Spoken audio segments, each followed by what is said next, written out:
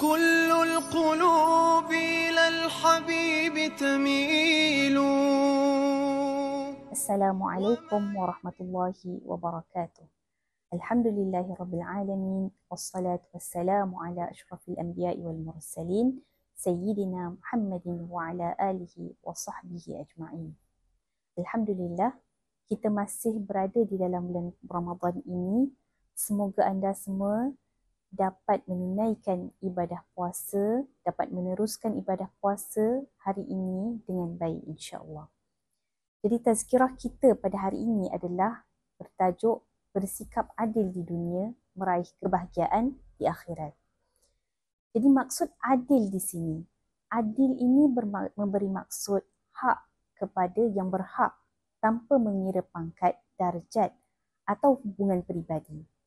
Dalam Islam, keadilan merupakan salah satu sifat Allah yang maha adil. Ia adalah asas penting dalam memastikan keharmonian di dunia dan mendapat keridhaan Allah Subhanahu Wa Taala. Jadi apakah kepentingan kita bersikap adil? Yang pertama adalah untuk mengelakkan kezaliman.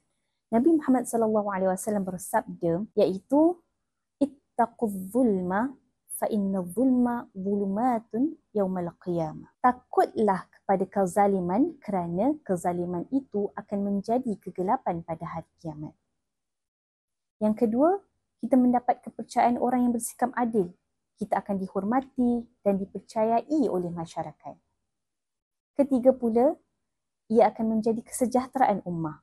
Keadilan membawa kepada keamanan dan kebahagiaan dalam kehidupan bermasyarakat.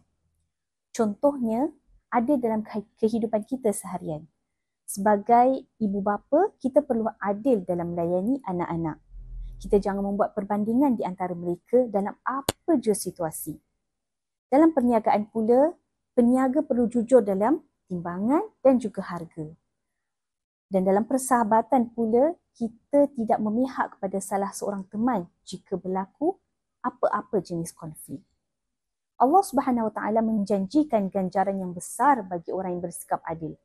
Rasulullah SAW bersabda, orang yang adil itu berada di sisi Allah di atas mimbar-mimbar cahaya di samping kanan Ar-Rahman Azza wa Jalla. Jadi bagaimana kita ingin bersikap adil? Yang pertama, kita mesti mengenali hak dan tanggungjawab. Pelajari apa yang menjadi hak kita dan tanggungjawab kita. Bersikap jujur, elakkan berat sebelah atau memihak tanpa alasan yang benar.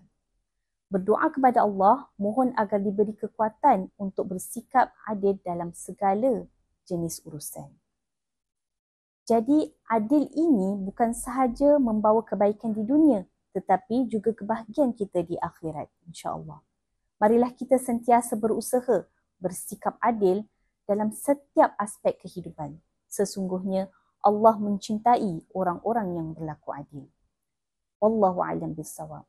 Semoga tazkirah yang ringkas ini memberikan ilmu dan juga manfaat kepada anda semua. Wabillahi taufiq wa hidayah. Wassalamualaikum warahmatullahi wabarakatuh. Kullul qulubi ilal habib tamilu wa ma'i bihadha shahidun wa dalilu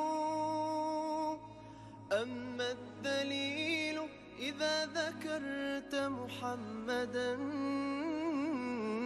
صارت دموع العاشقين تسيل.